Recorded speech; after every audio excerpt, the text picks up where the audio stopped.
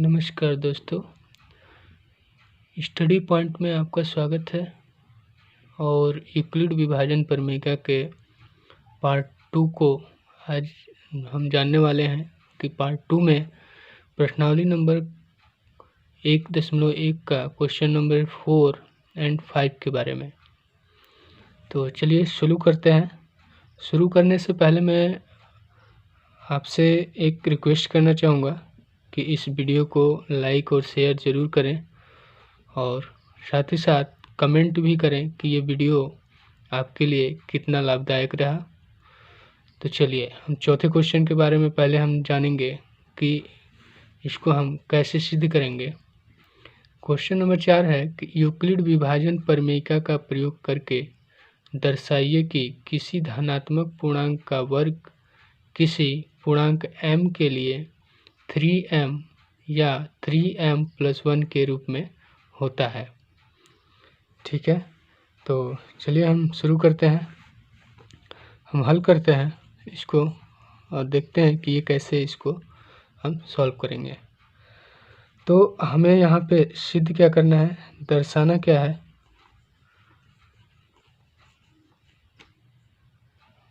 दर्शाना है हमें कि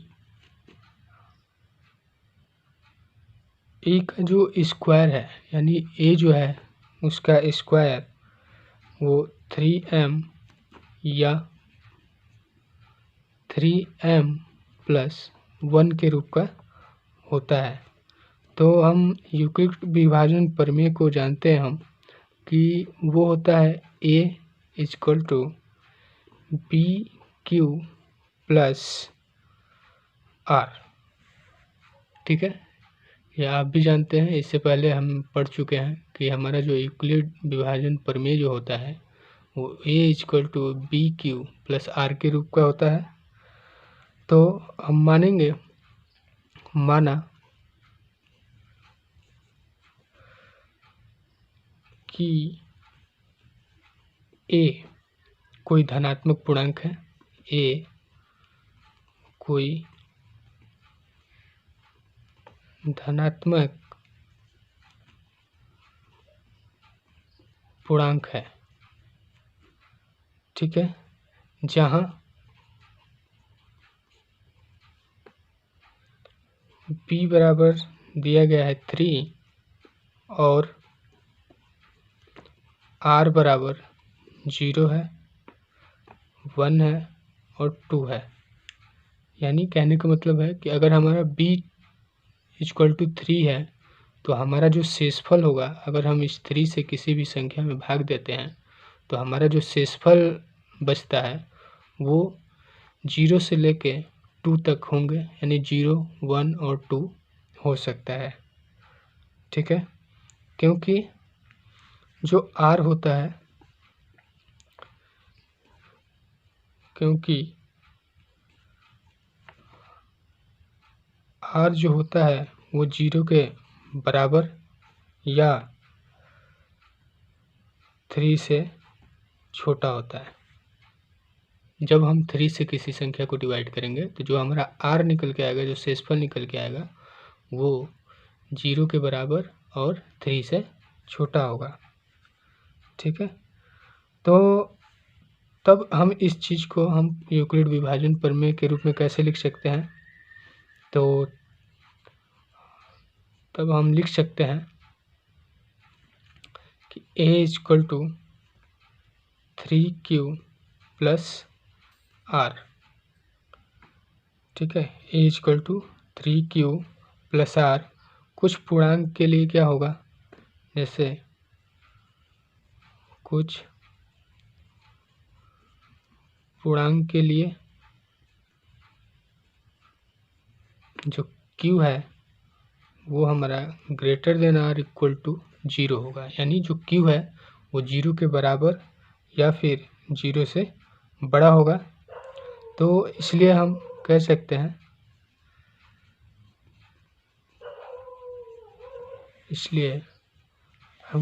हैं, कि a जो है वो 3q + 0 या 3q+1 या फिर 3q+2 के रूप में होगा। ठीक है, तो यहाँ पे हम समझ पा रहे हैं कि जो हमारा शेषफल बच रहा है r की जगह पे यूक्लिड विभाजन प्रमेय में वो हमारा 0, 1 और 2 बच रहा है। चलिए, अब जो हमें सिद्ध करना है हम उसको लेके चलेंगे। हमें सिद्ध करना था कि a² होता है 3m या 3m+1। ठीक है, तो चलिए अब हम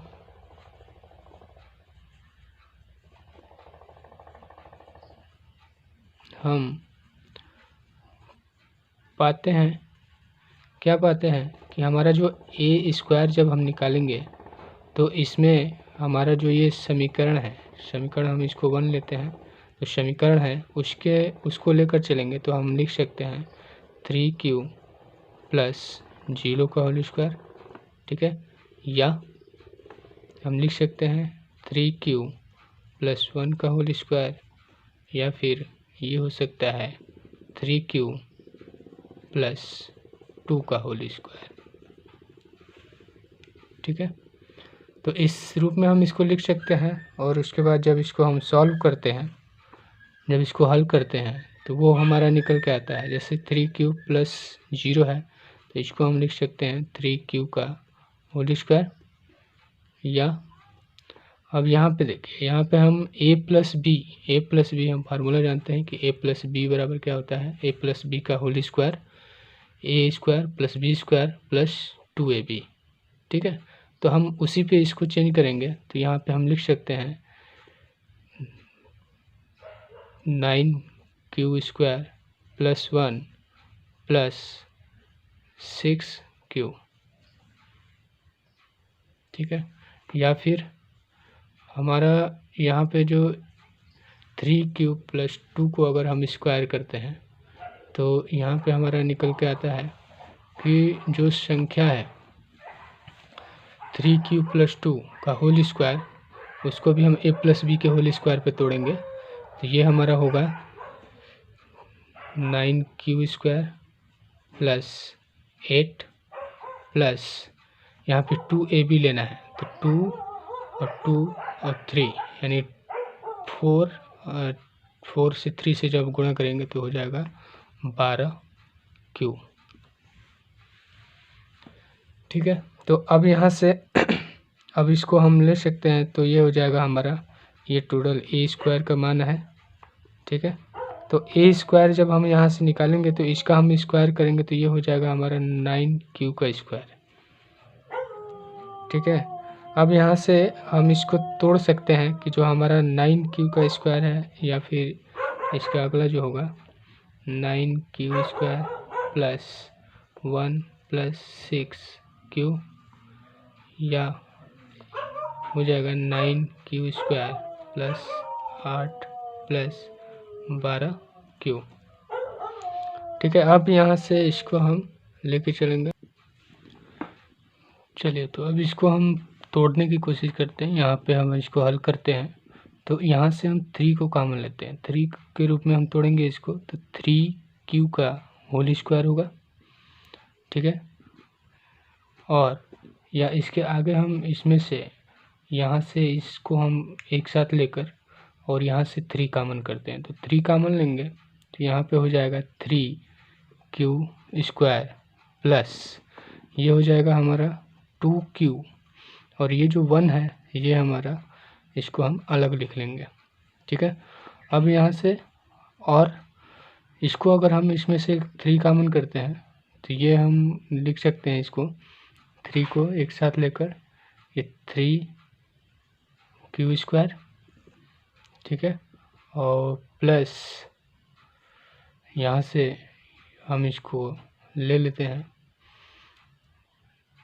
3 इसमें से हम लेंगे तो यहाँ से हो सकता है 4q प्लस इस 8 को हम तोड़ सकते हैं 6 + 2 में।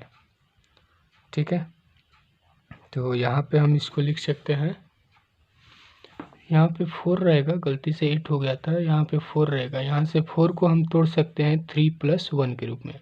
तो 3 इसमें से कॉमन कर लेंगे तो यहाँ बचेगा 1, और इस 4 को हमने 3 + 1 के रूप में लिखा था तो वो +1 आएगा।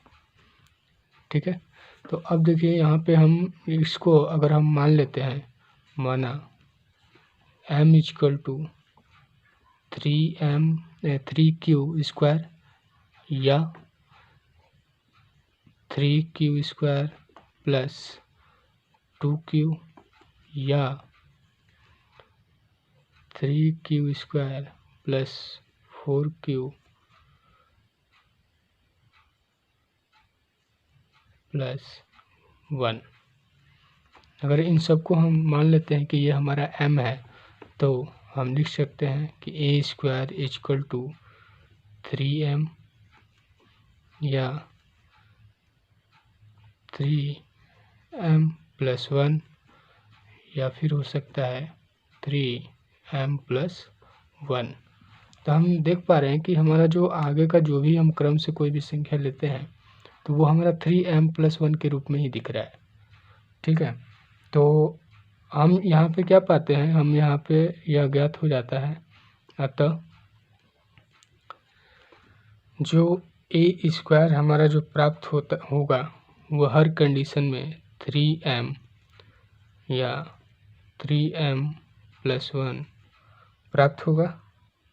ठीक है, तो इस तरह से हम इसको क्या कर सकते हैं, प्रूफ कर सकते हैं, सिद्ध कर सकते हैं। ठीक है, तो ये चौथे क्वेश्चन को हम इस तरह से हल कर सकते हैं। चलिए अब हम देखते हैं क्वेश्चन नंबर 5 को।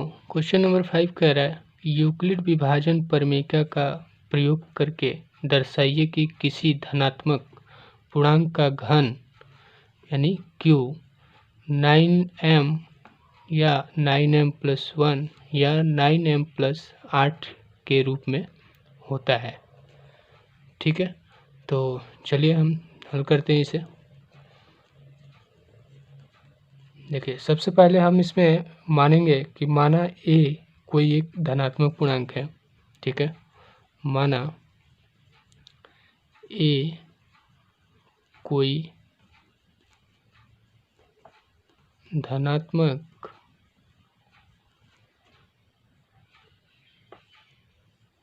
पूर्णांक है,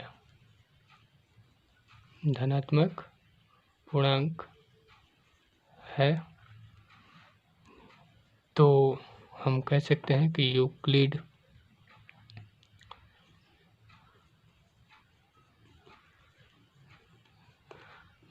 विभाजन प्रमेय के प्रयोग से यूक्लिड विभाजन के प्रमेय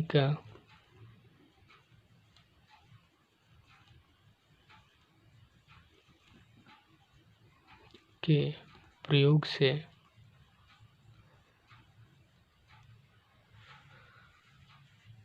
क्या हो जाएगा, हमारा a = bq + r के रूप में होगा, जहाँ r जो है 0 के बराबर या उससे बड़ा और b से छोटा होगा। ठीक है, यहाँ पे जो r है वो क्या होगा, 0 के बराबर, बड़ा या छोटा होगा, किससे, b से।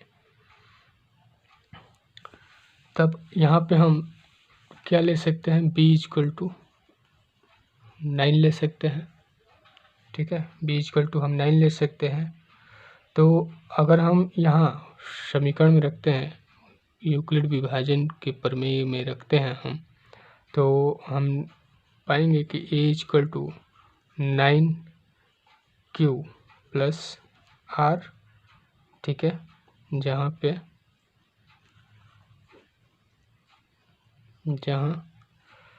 0 is greater than or equal to r less than equal 9। ठीक है, यानी हम यहाँ से इसको लिख सकते हैं कि a = 9q + r के रूप में, और जहाँ पे जो r है वो क्या है 0 के बराबर या उससे बड़ा है, या फिर वो 9 से छोटा है। ठीक है, तो जब हम r बराबर 0 लेते हैं, क्या लेंगे, जब r इक्वल टू हम 0 रखते हैं तो हमारा क्या आएगा, a equal to 9q plus 0। ठीक है, तो 9q प्लस 0 के रूप में हो गया, तो इसको हम लिख सकते हैं 9q, क्योंकि 0 का कोई वैल्यू नहीं है, इसलिए हम अगर एक q निकालते हैं यहाँ से तो हम इसको लिख सकते हैं 9q का होल क्यू यानी 3 घात, और इसको जब हम करेंगे तो ये हो जाएगा, कितना होगा 81 में अगर हम फिर 9 से गुणा कर देंगे, इसमें से 9 हम बाहर ले लेंगे तो हम इसको लिख सकते हैं 81 क्यू का 3 घात।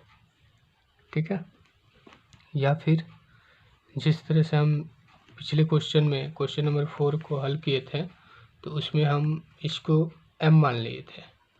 ठीक है, उसी तरह से यहाँ भी हम इसको मान के चलेंगे तो ये होगा हमारा 9m, और जहाँ पे हम इसको क्या मान रहे हैं, जहाँ m इक्वल टू 81 क्यू का 3 घात। ठीक है, तो इस तरह से हम इसमें पहला हमारा सिद्ध होता है, और उसके बाद दूसरा हम लेते हैं, तो जैसे कि मान लेते हैं कि अगर हम r इक्वल टू, जब हम r के जगह पे यानी r बराबर अगर 1 लेते हैं, तो अगर r इक्वल टू 1 हो तो हमारा जो समीकरण प्राप्त होगा वो क्या प्राप्त होगा, a equal to 9q plus 1। अब यहाँ पे aq जब हम निकालेंगे तो aq हमारा क्या आएगा, इस पूरे का हम 3 घात कर लेंगे, तो 9q प्लस 1 का होल क्यू। अब जब इसको हम आगे की तरफ बढ़ाएंगे, इसको हल करेंगे, तो इसको हम लिख सकते हैं, ये जो हो जाएगा हमारा 9 इंटू 81, ठीक है, क्यू का 3 घात, फिर प्लस 1, क्योंकि 1 का क्यू हमारा 1 ही होता है। ठीक है, तो 1 हो जाएगा। उसके बाद आगे का हमारा जो प्रोसेस होगा उसमें क्या होता है, प्लस, आगे इसको हल करेंगे पूरी तरह से, a प्लस बी के होल क्यू के फार्मूले पे जब इसको रखेंगे तो ये हो जाएगा 27 क्यू का स्क्वायर प्लस 3q। ठीक है, जब ये क्या करेंगे, हम 9 को बाहर कॉमन कर लेंगे तो इतना हमारा निकल के आएगा। तो इस हम 1 को भी हम इसको यहाँ से बाहर हटा देंगे। ठीक है, 1 को हम अलग ले लेते हैं बाहर की तरफ, तो जो हम इसमें से 9 कॉमन कर रहे हैं वो इसमें और इसमें से कॉमन हो रहा है। ठीक है, तो यहाँ से हमारा ये निकल के आ गया। अब इसको हम यहाँ पे हम लिख सकते हैं 9m प्लस 1, जहाँ m इक्वल टू क्या आ रहा है, 81 क्यू का 3 घात प्लस 27 क्यू का स्क्वायर प्लस 3q। ये निकल के हमारा सारा निकल के आ रहा है। तो ये हम देख पा रहे हैं कि हम एक क्यू जब हम r बराबर 1 रख रहे हैं तो हमारा 9m प्लस 1 के रूप में आ रहा है। अब अगर हम यहाँ पे r इक्वल टू अगर 2 रखते हैं, r इक्वल टू 2 रखते हैं, अब यहाँ जब हम r इक्वल टू 2 रखते हैं तो हमारा जो समीकरण प्राप्त होता है वो होता है a equal to 9q plus 2। ठीक है, तो अब यहाँ से हम इसका होल क्यू निकालेंगे, तो a का क्यू बराबर ये हो जाएगा 9q प्लस 2 का होल क्यू। ठीक है, अब इसको जब हम हल करेंगे तो यहाँ से हल करने के बाद जो हमारा इसका हल आएगा, मान लो कोई हम 9 इसमें से इसको हल करने के बाद 9 हम कॉमन कर लेते हैं, तो यहाँ से हमारा टोटल निकल के आएगा। जैसे इसको मान लीजिए हम सॉल्व करते हैं तो हमारा फार्मूला क्या होता है, a प्लस बी का होल क्यू बराबर होता है a cube plus B cube plus 3a² plus 3b² या ab²। ठीक है, तो इसी फार्मूले पे हमको इसको तोड़ना है। तो चलिए तोड़ते हैं। यहाँ पे a³ यानी 9 × 9 का स्क्वायर 81 और ये हो जाएगा q का 3 घात प्लस bq यानी 8, 2 का q करेंगे तो 8 प्लस 3 × a² यानी हम 9q का स्क्वायर करेंगे तो ये हो जाएगा 81 q² इंटू ये हो जाएगा b हमारा क्या है 2, और फिर इसको हम आगे की तरफ बढ़ाएंगे तो ये होगा हमारा 3, a का मान दिया है हमारा 9q और इंटू b का मान है 2, जिसका हम स्क्वायर करेंगे तो वो हो जाएगा 4। अब इस पूरे में से अगर हम 9 को कॉमन कर लेते हैं, ठीक है, तो यहाँ से हम 9 कॉमन करेंगे तो यहाँ बचेगा हमारा 81 q का होल क्यूब। इस 8 को हम बाहर की तरफ बाद में ले लेंगे, पहले हम इसको ले लेते हैं। यहाँ से हम 9 कॉमन करेंगे तो यहाँ बच जाएगा हमारा 27 q। 27 में फिर 2 से गुणा कर देंगे, हम एक ही बार लिख लेते हैं इसे। तो 27 में 2 से गुणा करेंगे तो हो जाएगा 54 q² प्लस यहाँ से 9 कॉमन कर लो तो यहाँ से हो जाएगा 12 q, और जो 8 है इस 8 को हम बाहर की तरफ ले लेते हैं। तो अब यहाँ से हम इसको लिख सकते हैं, या फिर हम इसे लिख सकते हैं कि 9m + 8। ठीक है, जहाँ जो m है वो अब हमारा क्या है 81 q का 3 घात प्लस 54 q² प्लस 12 q। अब ये हमारा m बन गया इसमें। ठीक है, तो हम देख पा रहे हैं कि यहाँ पे जो पहले लिया था हमने वो उसमें r = 0 लेने पे हमारा क्या निकल के आया था 9m के रूप में निकल के आया था ये रहा।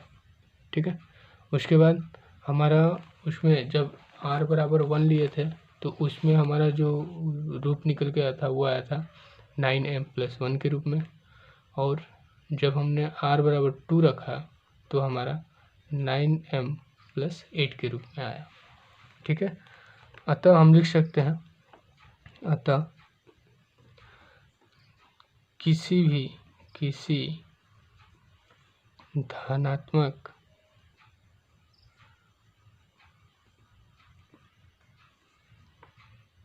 पूर्णांक का घन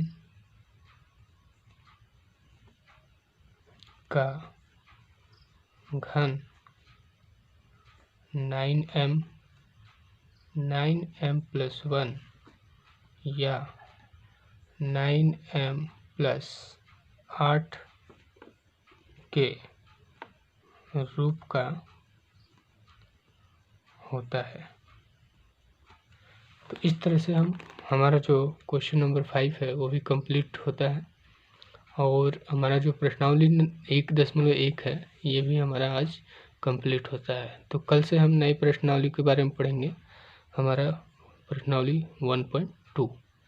ठीक है, तो आज के लिए बस इतना ही, और मैं आप लोगों से यही कहना चाहूँगा कि वीडियो को शेयर ज़रूर करें, अपने अधिक से अधिक दोस्तों के पास भेजें ताकि इसका लाभ अधिक से अधिक लोग उठा सकें और अपना ज्ञान बढ़ा सकें। धन्यवाद।